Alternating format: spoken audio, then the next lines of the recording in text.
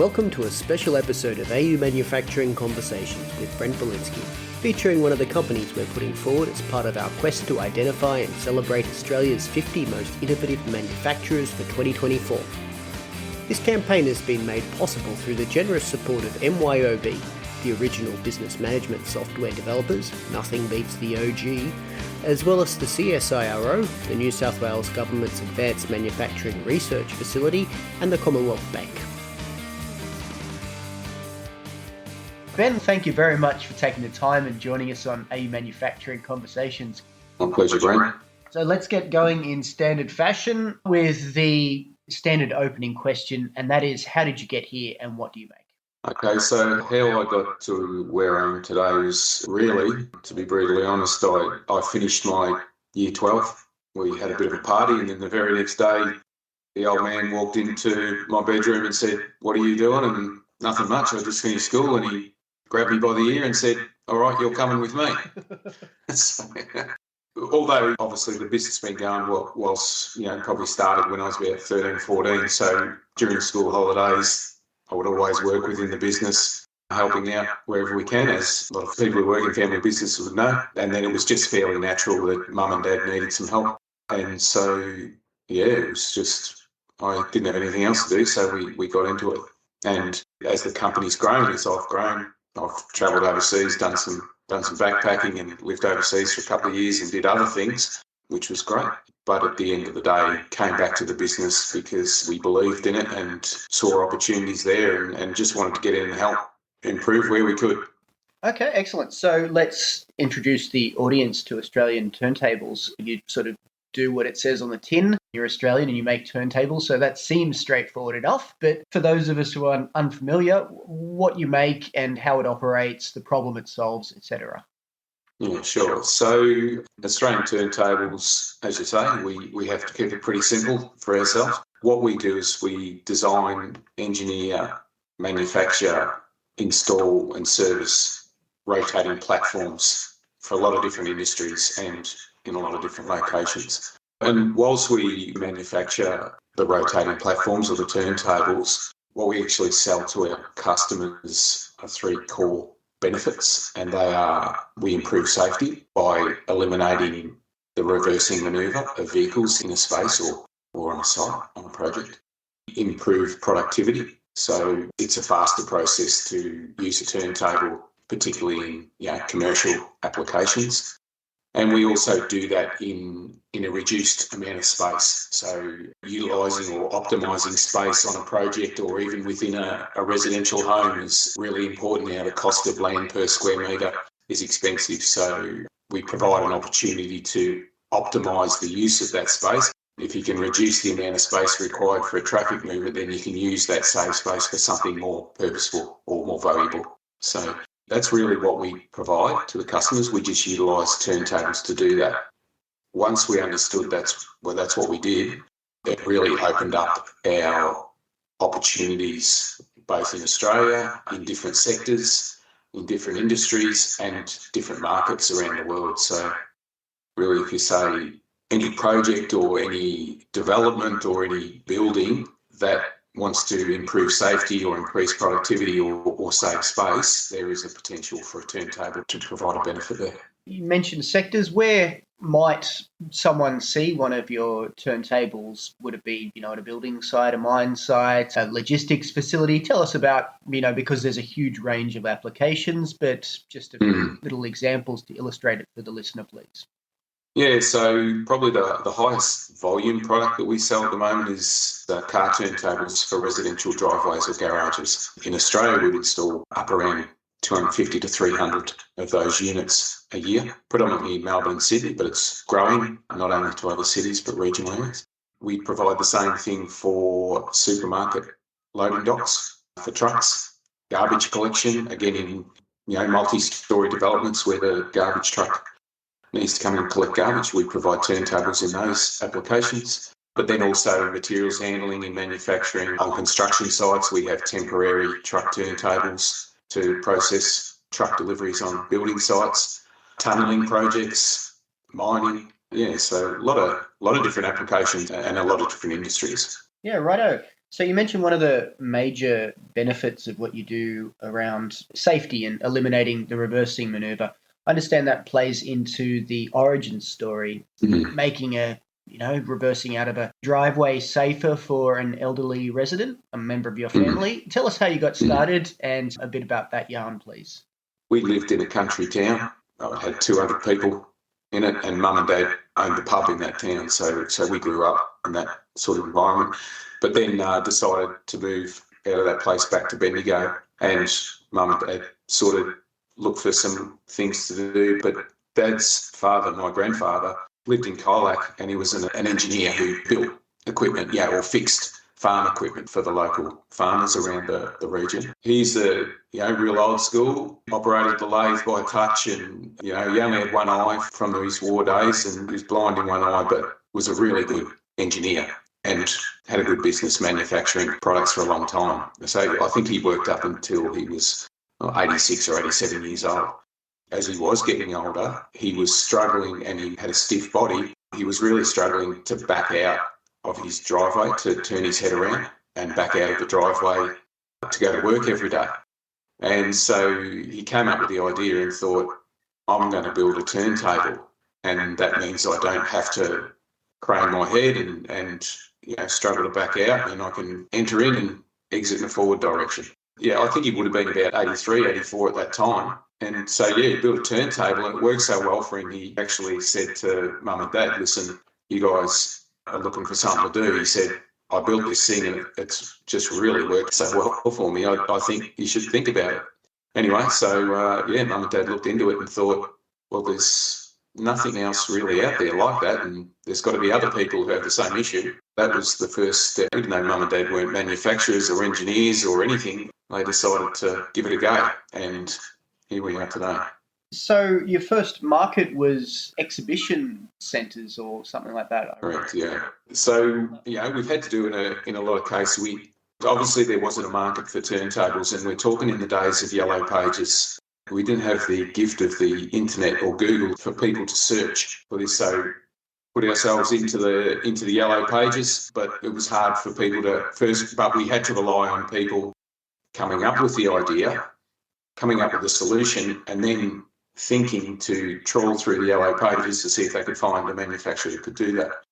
So Mum and Dad looked around, and they saw there was an opportunity in the exhibition industry for the car motor shows. They don't do them so much nowadays, but every year there would be a motor show in every major centre, all the capital cities, and we looked at that and started offering it to exhibition companies, and they didn't really have anything else out there that was available in the country. So we were fairly successful in building a hire business there.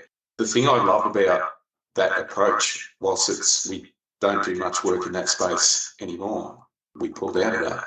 But what I love about it is it taught us so much about the product from an engineering perspective, because we had to have something that was fairly modular, a modular design that could travel across the country.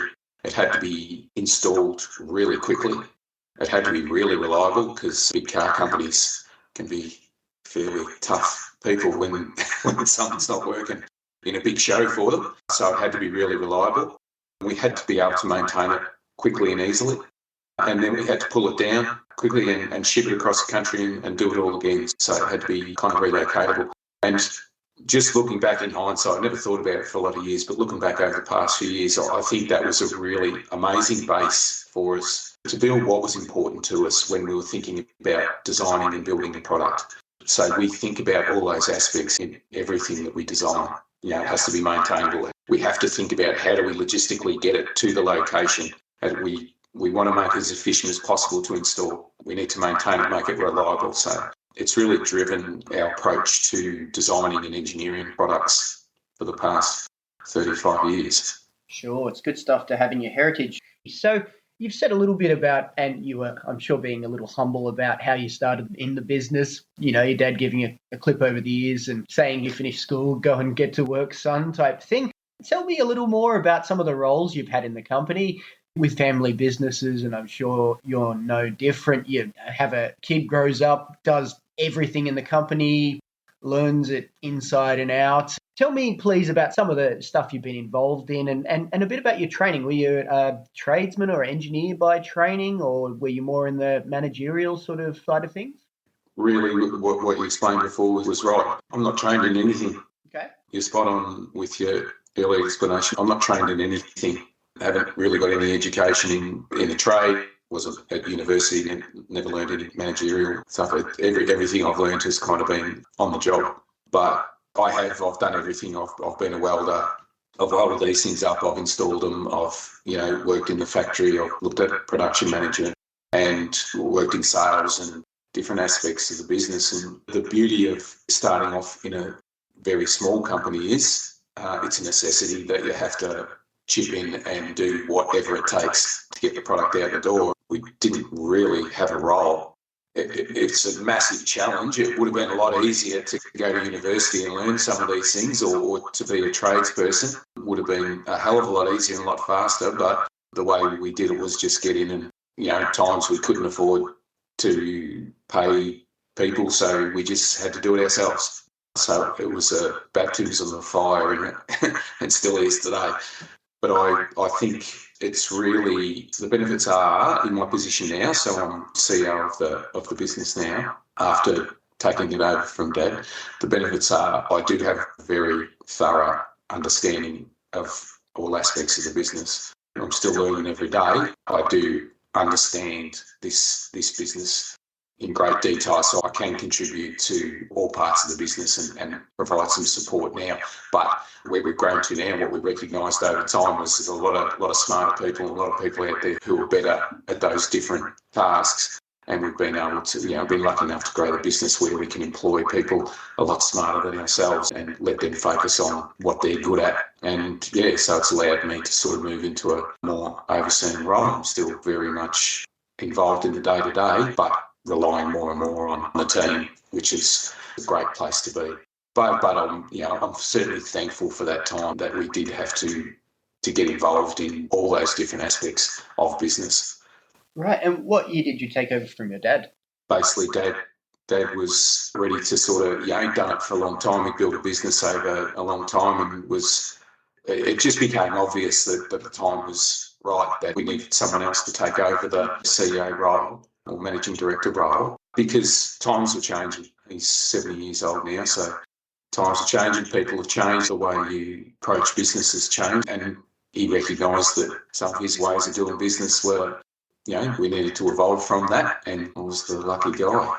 Yeah, a lot of responsibility with, being third generation involved in the stuff that you make, and what is not a huge, but as I understand it, a pretty well-respected, like hidden champion type manufacturing business. So it's one of those ones that manufacturing nerds sometimes say when you talk about all these little companies that not everyone knows about, but are taking on the world in whatever tiny, weird niche it is. And sometimes people say Australian Turntables, they make revolving restaurant platforms for Saudi Arabia or whatever. You must obviously sense the respect that the business has grown up around it, and accordingly a great deal of responsibility attached to that.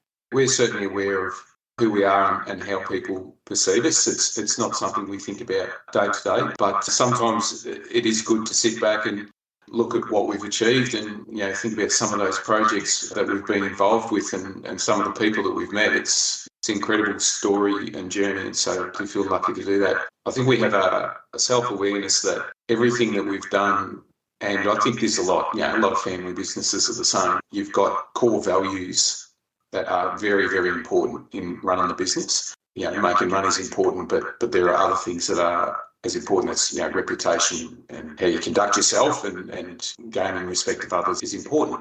We know that our name is attached to this business very strongly, so we see it that we need to ensure that the business is run with a way that doesn't jeopardise or tarnish any reputation. So we're aware that how people see us, and we do look back sometimes and think where we come from and where we are today. It's been an incredible journey. And how many family members are in the business, and what do they do? Mum and Dad still work in the business. Dad's sort of just helps out on a higher level, helps me out a little bit. Mum still works on the day-to-day stuff in the servicing and administration side of things. And then I've got two other brothers who work in sales. One of the brothers, his wife works in the business as well, my sister-in-law. She works in the business helping the installation teams or the administration organisation of that. And just this week during the school holidays, we're starting to get one of my brother's young sons helping out in the factory during the school holidays and one of his mates. So, it might be a chance to keep some more generations coming through, hopefully.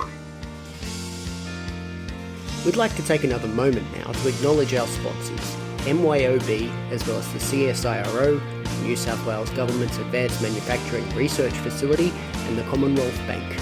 There would be no 50 Most Innovative without these guys. Thanks again for making this campaign possible. You mentioned unusual applications for your products. What's, if you have one, your favourite, left of centre sort of job? There has been a few. We have some unusual requests, really unusual requests for the turntable where people, not just standard products, we do quite a bit of custom work, project work that we do as well, where customers come to us to provide a solution, and that's cool. But probably really the one that stands out for me is we built the world's largest revolving restaurant. That's in Iran. So, I was involved in the manufacture and the project management. So I had to be over on site for about 6 months over in Iran. I was involved in winning the job, but then was also over on site. So just the challenges in doing a project in a place like that, all the consultants of the world would say you would never take that job on. But that's who we are, we're willing to take on a challenge. Sometimes that's been a poor decision, but we do what we do. And we took that one on. But it's such a different culture and a different place. We had the US, or I think it was Condoleezza Rice's office at the time, contact us demanding that we tell them more about this project. Why is an Australian manufacturer providing product to Iran? They were watching it very closely. So we had to write a letter to Condoleezza Rice and say, listen, this is not a missile launching pad or anything. It's got nothing to do with military. It's just a simple restaurant that spins around. That was a funny aspect of that job. But then even in the job, what we had to do to get paid was and get the job actually installed and lifted up there was a massive project with massive challenges. There was one stage there when there was probably about 8 international companies on that site. And they're very proud people, the Iranians, an amazing country, amazing people. But they had about 8 international companies on the project at that time. And there was a period there for about 2 weeks where we were the only ones who were still on site because of the challenges of doing business there. There were Germans and blah, blah, blah, Americans and all this who had said, right, we're not working on this site anymore, we're stopping work. We were the only international company who was still on site.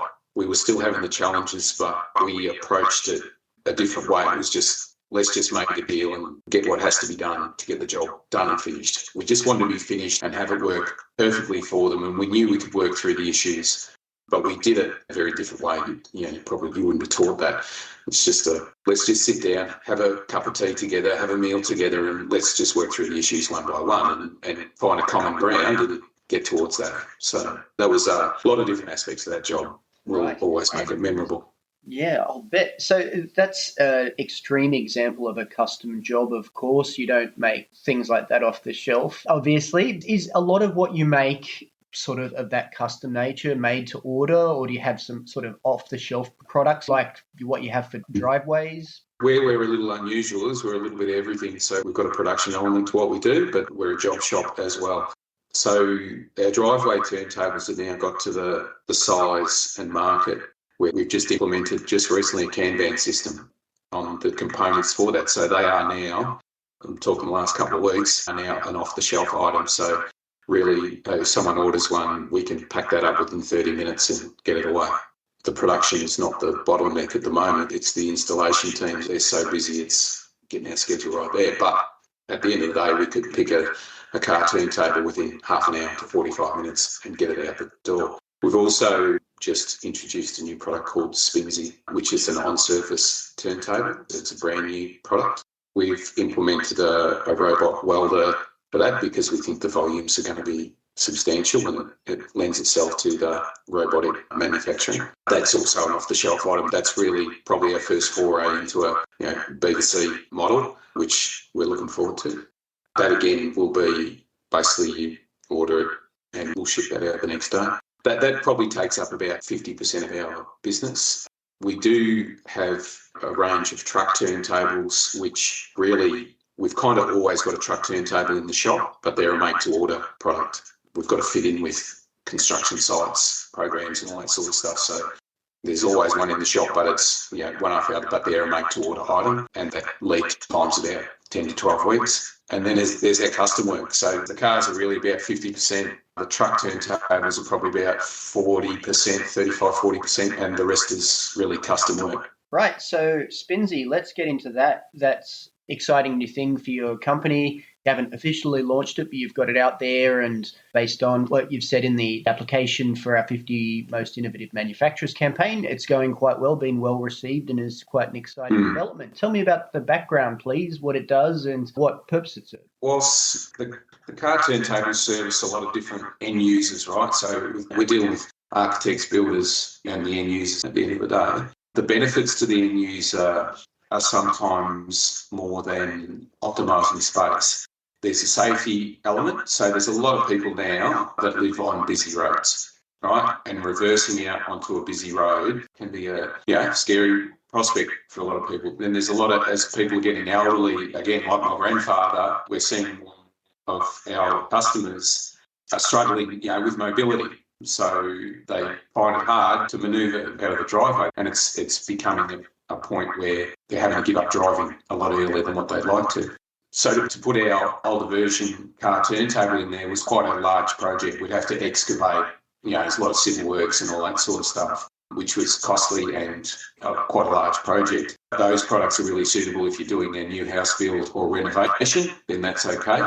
You put that model in, but there's a lot of people who have those issues with the busy road. They've got safety issues, or they've got the mobility issues, or just the challenging site, or they want to create more room. There's a lot of those people out there who aren't necessarily doing those building work. So we developed this product that's just a very slimline turntable. I think it's 55 millimetres high, and you just install it on an existing driveway or garage surface. We've kind of designed it to be pretty much a DIY type of product, so you can install it yourself if you've got some skills with tools, or get a builder or someone local to install it. We do install it and service it, but if you don't want to take us up on that, that's fine. Other people can install that for you, or do it yourself.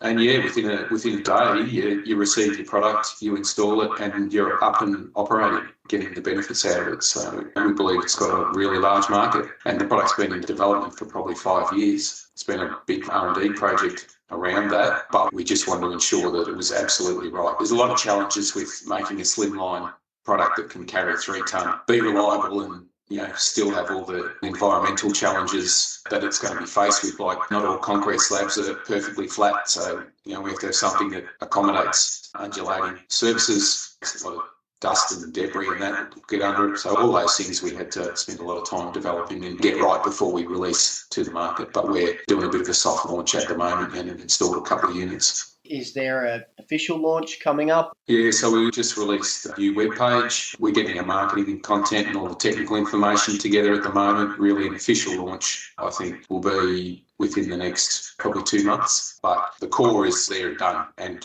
we sold it to some people because we were getting customers who were ringing and saying, listen, I have this application. We're kind of like, well, we do have this product. It's not officially launched, but I have an understanding that we're going to put this on the ground, and there may be some things that we hadn't foreseen, but we'll get them fixed up for you if something arises.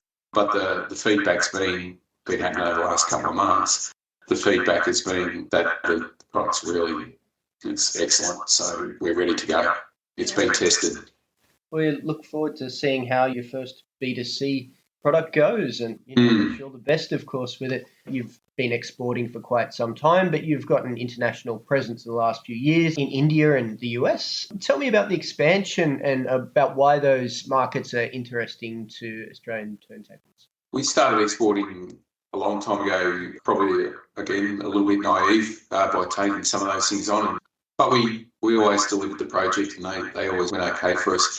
What we did know that was that all over the world, when we think about safety, space and productivity, every city in the world has those issues, or projects around the world have those issues. And what people might realise is, the cost of land in Chennai per square metre would be much more expensive than in Sydney. It's expensive. They're expensive lots of land. So for a long time we were like, okay, we don't have a lot of competition. We have one or two competitors in certain areas. We'll have one or two competitors, but certainly globally, there's not a lot of competition out there. So there was an opportunity for us to own the market, really. And we did that first through delivering projects, and we were successful at that. So we built a reputation around being able to deliver large projects and in different locations. That was important. But then we started looking at, okay, to really export, you need to put some energy into developing and promoting markets. And in most cases, markets that aren't there. So we're having to build markets. In a lot of cases, people don't realise they've got the problem that we can solve. So we had to spend a fair bit of time building the market and getting the right distributor. We decided to go down the distributor model. But the company that we want to be is one that's global, and it's supplying the world's best turntables across the globe. And we see that, certain some places we aren't able to go to, and that's fine. We don't need to be everywhere, but we have focused on other places that, okay, do they have high demographic? Do they have high density population? All those sorts of things. And it kind of does open us up to a lot of places around the globe. So, we've done that in different ways. And so, last couple of questions for this interview. We're talking because, as I mentioned earlier, you guys have been kind enough to take the time to be part of our 50 Most Innovative Manufacturers campaign. In line with that, I'd love to get your personal definition of innovation, if you have one. I mean, we do. I think innovation to us is, very closely linked to continuous improvement. And I think innovation is a necessary aspect to every business. It doesn't matter what business you're in. I think if you don't always look for ways to do things better, which is how we see innovation. It's doing something or building a product that is better than what's out there. It could even be a process. Then it's not even about growth. It doesn't have to be about growth, because growth is not the most important thing in the world. But to stay relevant, you need to be looking for ways to improve all the time. And that's really what we bring into our businesses.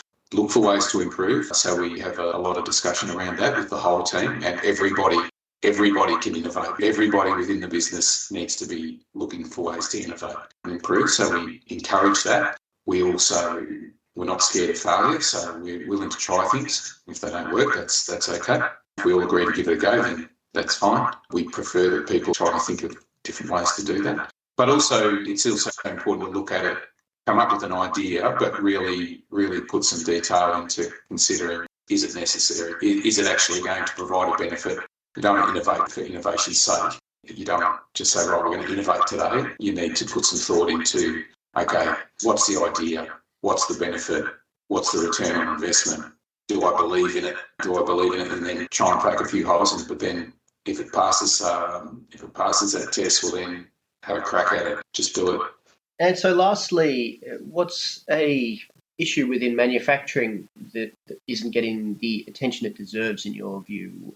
I think everybody should be the master of their own destiny. So I don't like to dwell too much on, what the complications or the challenges that every business faces. Everybody's dealing with the challenges in the business. I think we just got to keep working to find ways to get around that. The big one for us at the moment in manufacturing, particularly being in a regional centre, is having a skilled workforce that suits the type of business we are and where we're heading. We really see ourselves as an international business, high quality, excellent at what we do, and we want to bring the best people on board to do that. That is kind of hard work, right from the factory floor, the installation teams, right to the administration and management. All those things are a challenge for every business, but it's also a challenge being in Bendigo. Hard to attract those types of people here. And then when you talk about the discussion around the migrant workforce, during COVID, we certainly saw how hard it was to employ people, to get people to apply for jobs here, even though we were growing. And then we've seen the benefits since they've been letting a few more people in, but they're starting to talk about shutting that down a bit more. That's something that's a little bit of a challenge for us, but we've just got to find ways to get through that. Sure. So you've made pretty good use of migrant labour for engineering and other stuff? Very much so. Yeah, we've got a very diverse workforce. We're employing people on the 6-month visas. type thing. And if they're wanting to stay and they're, good team members, well, then we're supporting them do that. But we've got a really diverse workforce all throughout the business. And the more the merrier. I think it makes us a better company. Yep. I can't see how it wouldn't. Ben, that's everything I wanted to ask you. You've been generous with your time, so thanks for donating it to the purposes of this podcast. Lovely to meet you, and thank you very, very much for being on AU Manufacturing Conversations. Good on you, Brett. Thanks, mate. Thank you.